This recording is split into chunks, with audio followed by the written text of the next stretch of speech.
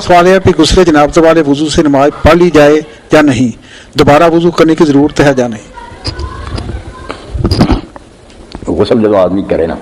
اور سر تو پیروں تک لگے اپنا آپ کو وہی شاید سکی نہ رہے، اس تو بعد وضو کرنے کی کوئی ضرورت نہیں، بلکہ جب پتہ لگتا سی نا حضرت ایسا طریقہ نو یا کئی صحابہ نو کہ انہیں بعد ہی غسل کیتا، غسل تو بعد ہی وضو کیتا تو آندا یار تیرے جی یہودیت دا نمونہ تو یہودی ہی ہاں، یہ سارا تو جسم دھو لیا سی، ہنے پانی کے برباد کرتے ہیں، ایڈا تو شکی ہے